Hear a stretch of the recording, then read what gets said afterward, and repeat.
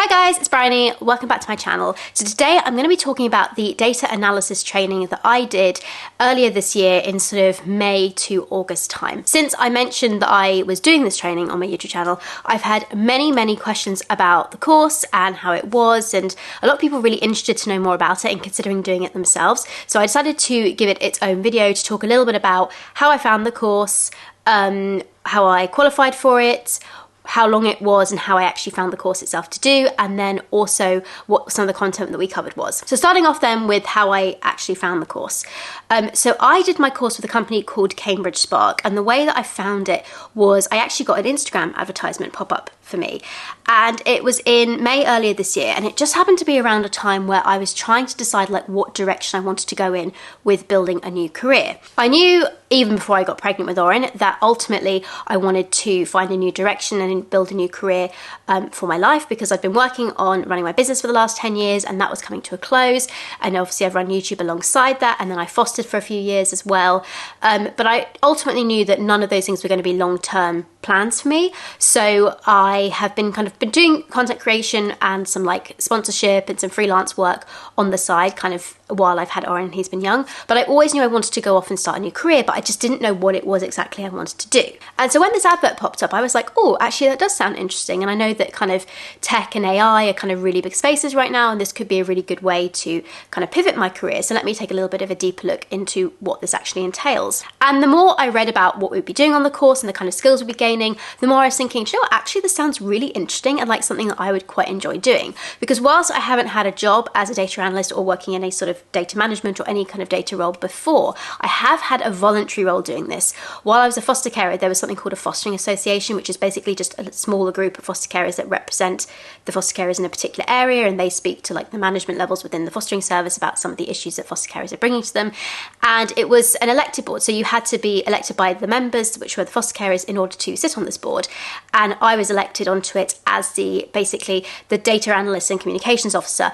To be fair, I got elected onto that position because I was pretty much the only one that had any sort of tech skills whatsoever. I was significantly the youngest. But while I was doing that, I did do some data analysis around things like the fees that foster carers are being paid in our area compared to other local areas, and that went on to actually influence some decisions the local authority made later on down the line. So I'd had something kind of roughly in that space before, and I'd really enjoyed doing it. So when I saw this training, I was like, oh, actually, I do think this would suit me. So I decided that I was going to apply and see if I qualify for the course, because it was a fully funded government course. Now, the course itself is not run by the government, but the government funds it, because this was back in May, so we still had a Conservative government at the time, and the Conservative government was really keen to make the UK like a tech hub, and I think Labour government is kind of still pretty on board with that, to be honest. I don't think they would want to be anti-tech hub. They talk a lot about wanting to grow the economy, and tech is a really big industry at the moment, and so I'd be very surprised if they cut these sort of funding that they had back then, but you never know. They're doing all sorts of things at the moment. But it was a Conservative government back then. And so basically they agreed to fund some of these courses, but there are certain criteria you've got to meet in order to qualify for it. In this particular circumstance, you had to be a resident of England. So obviously we had the UK, which is made up of 4 countries, England, Wales, Scotland and Northern Ireland. But you had to be in England to qualify for this particular course. The company, they run courses that are sometimes funded like nationally or by the government, and sometimes funded by local authorities where you have to live in a specific area. I think when I looked recently, they had one specifically for Devon, if I remember rightly. And so sometimes there are certain areas where a local authority will fund a particular course, and if you meet qualifying criteria that local authority has set, you qualify for the course. But this one that I applied for was an England-wide one, so it was funded by the government. And the application itself is not quick. I think it took around 30 to 40 minutes to fill in. You had to answer questions about like your nationality, actually, because you have to be, I don't know if you have to be a British citizen, but you definitely have to have like residency here. I don't know if that's separate. I've never looked into it in detail, but I'm I'm a British citizen, so that wasn't an issue. You also had to write a few paragraphs about why you were interested in this course, why you were interested in a data role, and the other criteria you had to meet was you had to be actively looking to move into a data role as a result of doing the course. You can't just do this training because you're interested in data. You had to actually be actively looking to move into a new job, which, as I was looking for a new career, that was something that was absolutely fine with me. I assume there was also like a salary cap for this too, but there definitely wasn't an educational cap, because I know that there were people in my course who had degrees and even I think master's degrees as well. So it wasn't based off of like educational level, it was on other factors. So as I said, I'm not entirely sure what they were, but there were definitely some limits there. They also asked you a few questions about Excel that you had to answer, and honestly I couldn't answer them when I just looked at the questions. I had to go and Google them to find the answers and come back and fill it in, but that was absolutely fine because I signed up for the level 3 course. There was a level 3 and a level 4 course running roughly around the same time. But the level 4 course, as the name suggests, it's higher and it would have been harder. It involved a lot more coding. Now, the last time I used Microsoft Excel was when I was at school, so probably about 2012. I genuinely couldn't remember how to do anything with an Excel because I have used spreadsheets and stuff more recently, but I have a Mac, so the app that we have automatically on the Mac is called Numbers, which is different to Excel in many ways. So it's very different. I haven't really had to do any real sort of spreadsheety work from running my business. I just kind of had to do stock management basically through that. But the last time I used Excel was so long ago that I was like, and if I ever need to do anything in Excel, I always had to ask my mum because she had more experience with it. So I went for the level 3 because I was like, there's no way I'm going to be, experienced enough to do the level 4. I think level 3 is the right place for me. And that was definitely the right decision. However, if you are more experienced with using Microsoft Excel, you've got some reasonably good skills there, you know how to use a lot of the functions, then I would say you could potentially consider doing the level 4 qualification and getting more skills in sort of SQL and Python. In particular, those are the two that they kind of focus on a bit more with level 4. You do touch on them in level 3, I'll talk a bit about that later, but there's more focus on that in the level 4. So anyway, I filled in the application for level 3, I sent it off, and then I had to wait to hear back to see whether I'd qualified. Now, they had a call, I think it was like on the 16th of May or something, to it was the introductory call, and so I was worried because I still hadn't heard by like the 14th. I actually didn't hear until the 15th of May that I had got on this course, so literally the day before. But when I did, I was so excited and was obviously really looking forward to it. And then on the 16th, that was like the introductory call where they talked to everyone a bit about like what the course was going to entail, who it was right for, and so people could still decide at that point if it was the right thing for them or whether they wanted to drop out, or if they felt like they'd be better off going for the higher level, the level 4, instead of the level 3. So that was on the Thursday, and then I think it was literally the next Monday that the course actually started. So the course ran across 3 days. It was, in my case, it was a Monday, a Wednesday, and a Thursday, but those are not the set days that they do. They have different schedules depending on who your instructor is and what course you're doing, and etc. But that was the 3 days for me. So I obviously was still working, and they were in the afternoon, and the course ran, if I can remember rightly, between 1 or 1:30 and 5. I think it was 1:30 to 5. So that basically gave me the morning to do all my work, so like my client work, filming, editing, all that stuff across the 3 days, and then in the afternoon I would do the training. As well as that, however, as well as the training, you also had to do some out of hours training, so some self-led learning. So the way that it worked was that Monday, Wednesday and Thursday, it had these live sessions between 1:30 and 5, and you had to attend the sessions live. You couldn't just come and watch them because they were recorded. Each of the sessions was recorded. You couldn't just come back at a later time and watch them. You had to actually attend them live, and part of passing the course was you had to attend, I think it was 100 live hours of the training course. I can't remember if that was the total number of live hours that they provided, and I think you had to meet like 80%. I do remember him saying when he was talking at the beginning of the course about like how much you needed to do, that you couldn't miss more than 5 live sessions. Like if you miss more than 5, then you'd be they would have a problem passing you on the course. So I was initially quite apprehensive because when I signed up for this course, I realised I was going to miss 2 of the sessions because we had our holiday in Monaco that was already booked. And there was one session that was happening while we were out there that I knew I could attend because my parents very kindly offered to watch Oren for me while I had that session going. But the 2 other sessions were on the days we were actually flying, so there was no way for me to work around that. But actually, in the end, they ended up being the only days that I did miss, because even if there was a day where you weren't feeling as well, if you were really feeling ill, you could obviously miss it and come and watch it back at a later date. But if you were feeling unwell but were able to still log in, you could log on and then just kind of keep your camera turned off and message them and say, hi, I'm here, I'm just got my camera turned off because I'm not well, so I'm just going to listen in the background. And they did let you get away with that. There were people, I think almost every session there was somebody who wasn't well who had their camera switched off. But the rest of the time you did have to have your camera switched on. So you have to have a laptop with a working webcam. You can't zoom in from your phone. It was a Teams meeting actually, I think. You can't come in from your phone. You have to have a laptop because you have to be following along as they teach you what you're doing on Excel. So you need the 2 running together. So I think in total it was 3.5 hours each day on a Monday, a Wednesday and a Thursday, plus an additional, I think it was 2 to 4 hours of self-directed study, possibly a bit more. It might have been two hours on, oh yeah, no, it was 2 hours on the Tuesday and 2 hours on the Friday. So basically 4 hours across the week that you could do in whichever time worked best for you.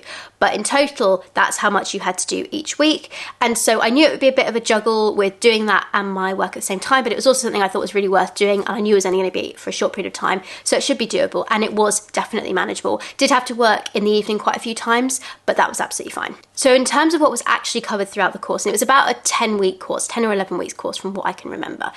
And so 2 of those sessions were actually specifically data analyst training. So where we were learning to use Microsoft Excel, different functions, different features, how you learn to use some of the formulas, things like pivot charts and pivot tables, VLOOKUPs, you know, a lot of the features and the functions within Excel. That's what you did in those sessions. But there was also the third session, which was, in my case, on the Thursday, which was basically an employability session. Now, these were not optional. You had to attend them as part of the course because, again, it's government funded and they fund this as part of the agreement for funding the course. And those sessions were all about, like, employability skills. So working on, you know, writing the best CV, cover letters, interviews, lots of like there was 10 weeks, it was 9 or 10 weeks worth of the course. I think there was slightly less employability sessions than there were other weeks worth of training. And I have to say that was also really interesting and definitely helpful with regards to how I approached some of the applications that I did when it came to applying for jobs later on.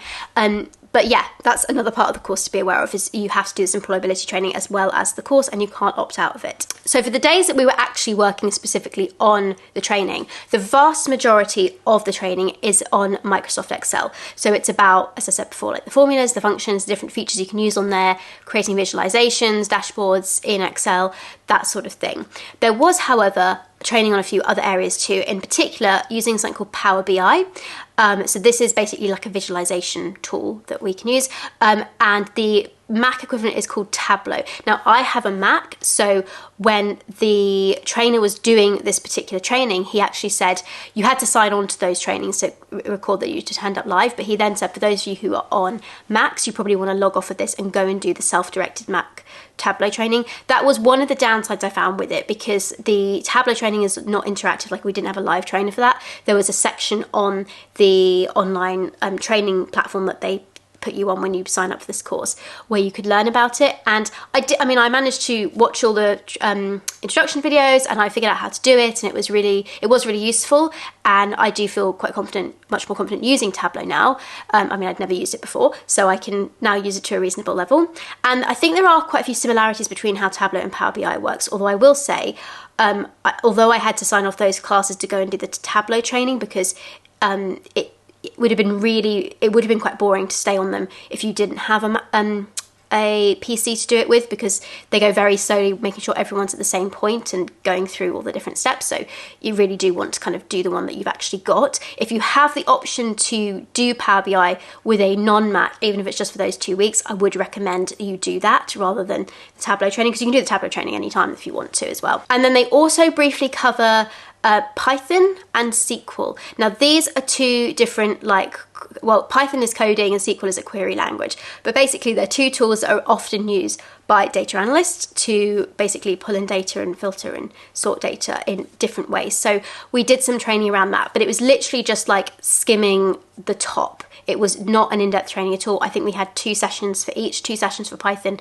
and 2 sessions for SQL. It was enough to give you a little bit of an understanding in that, and then they provided other resources where you could do some further training if you want to, and I did go on and do a little bit myself, because particularly in SQL, because I noticed that quite a lot of job applications were asking for that training in particular, so that's something you can do. But it gives you a bit of an understanding of at least how they work, some of the function options, and yeah, way more than I would have known going into it, so that was also really handy. But that's basically what they covered across the 10 weeks of the course. So how did I find it personally? Well, I thoroughly enjoyed it. I actually really loved doing this course. It was very interesting. I really enjoyed learning the skills, and particularly because I realized as I was doing this course that data analysts in many ways are just problem solvers, and I love problem solving. Like I always said, my dream job would just be to be like a professional problem solver, which in many ways is what data analysts do. Again, some of the information we work with at times is a bit boring, but I quite enjoyed like manipulating the data and being able to find trends in it and stuff, and that was something an aspect that I learned through doing this course that I really enjoyed doing. So I'm very pleased that I did decide to do this course, because I got so much value out of it. And at the end, obviously, you get a level 3 qualification. Now, you don't get the qualification just from completing the course. There are a few things you have to do. One, you have to attend, like I said before, the 100 live hours worth of sessions. The other thing is you have to get, I think it's at least 70% or more on each of the modules on the online system. So for each week that you do the course, they open up a new module for you to do. And honestly, my biggest advice, if you do the training with Cambridge, or I think any other service provider, there are a few places that do it like this. As I said, I did Cambridge Spark, but there's other places that do it.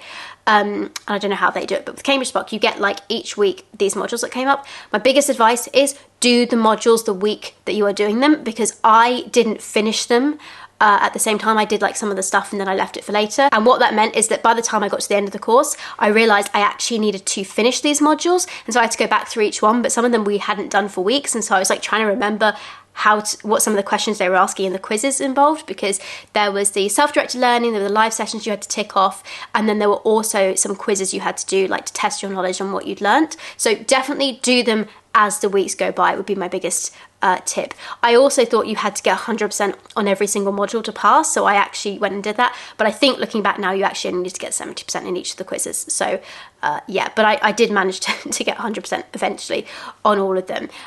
So you had to get at least 70% of all the modules ticked off. And then the other thing you had to do was submit a portfolio. So for each week of the course, they had in each of those modules I was talking about a portfolio section. And I have to say, my instructor gave the advice that we shouldn't bother with them at the beginning, because you don't know enough about data analysis at that point to really start working on them. It's better to kind of leave it until towards the end when you have a better idea of what you're going to be doing. And I agree with that, because if I tried to do my portfolio at the early days, like I'd never been able to do it with the skills I had. It was much easier to wait until I kind of got to the end of the course and then start working on it when I actually knew the skills I was going to be needing and going to want to be demonstrating. Now with your portfolio, you're basically going to be showing like a breakdown of how you have analysed a set of data. And in my case, I wanted to do it around the links between childbirth and pelvic floor health. And some of you will remember that I asked you guys to help me out with this by filling in a survey, which I had over 1,000 of you do, which is amazing.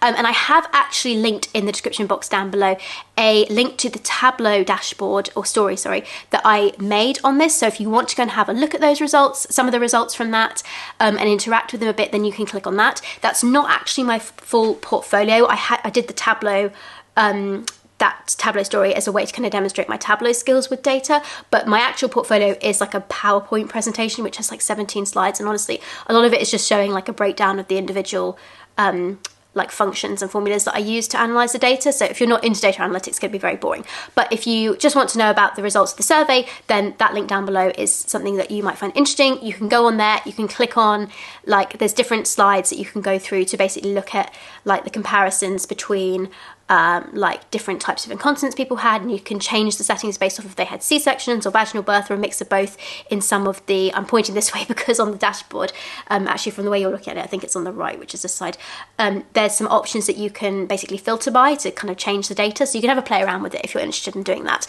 But like I said, the link will be in the down box if you are interested, because I did say I would share those results with you guys, so there you go. But I personally did work really hard on this portfolio because I knew that in order to give myself the best shot at being able to get into a data role after I finished this course, that I was going to need to kind of like use every tool in my arsenal. Because my educational history is not as broad as many others, as I said, I didn't go on to do A-levels or go to university, I thought I needed to kind of make this portfolio as good as possible along with this level 3 qualification that I would get, because that would give me the best shot at basically being able to move into a new position. So I'm really, really glad that I did the training. I thoroughly enjoyed it and I think I gained a lot out of it, and I'm so pleased that I obviously got this qualification too.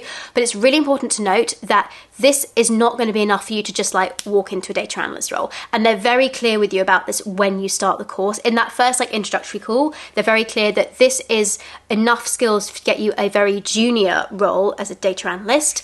But you're not going to just walk in somewhere. You're still going to have to, you know, have a really appealing CV. You're still going to need to have other attributes attributes and stuff as well. It's not enough on its own. Like I think in the same way that, you know, once upon a time having university qualification guaranteed you a good job, it doesn't necessarily do that these days. So it's kind of like that. But what I will say is, if you think of the training as kind of like a stepping stone, that it'll give you that leg up to get into those roles if you want to, but you also need to really work on the other things. So like I said, with the CV and some of the other training they provided in the employability training, all of that was really useful. And if you take it all on board and really put the time into work on it, it can pay off. So I actually recently just accepted a job offer for a new data role, which I'm due to start in October, which I'm really excited about. And as part of getting that role, obviously I had to submit my CV to the company when I found the job application, and I sent out so many applications, and you are going to have to send out a lot. And again, one of the things that they cover in the employability training is about like resilience and knowing that actually you are probably going to have to send out quite a lot of these. So that was definitely really helpful in sort of doing that and navigating quite a challenging job market at the moment. But I knew that I was going to have potentially a tougher time than some other people because of, like I said before, my lack of like higher education, whereas some of the people on my course also had degrees. And so I knew it was going to just be a case of finding the right place. And actually that's ended up being what happened, because with the company that I've just accepted a job offer from, they were much more interested in my experience of running a business, and particularly the multitasking communication skills I developed through that. In fact, I don't think they ever brought up like my educational background, which I think I raised at one point to point out, like, you know, I was ill and that's why I didn't, go any further with it, and obviously started a business quite soon after, so didn't really need to, but it was never an issue for them. Actually, they were much more interested in like those skills, but they did also ask about the skills I'd done in my training and if I could demonstrate some of the skills I'd used. And so I was able to actually basically walk them through my portfolio and how I'd collected this data and how I'd analysed it, some of the steps that I'd used. So having done the portfolio in that way was really helpful with the interview process too. So don't just think of it as like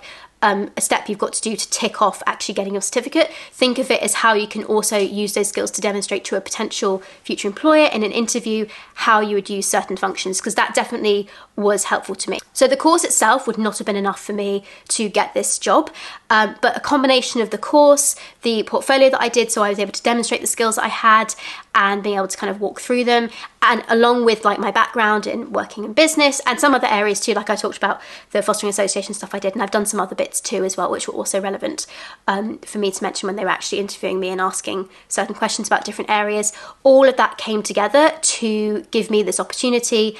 And like I said, I've just accepted a job offer from them. So I haven't started my new role yet, and who knows what the future may hold. But I'm so excited that I had the opportunity to do this training and to be given this chance to start a new career and be building a new potential path for me and a new way to build a career for myself and for my family. And I wouldn't be in this position now if I hadn't have done this training. So I'm really grateful that I was accepted onto this course, and so pleased that I really put my head down and focused on it and did as much work as possible on the course to give myself that opportunity. And so far, at least, it's paid off. Like I said, we'll see.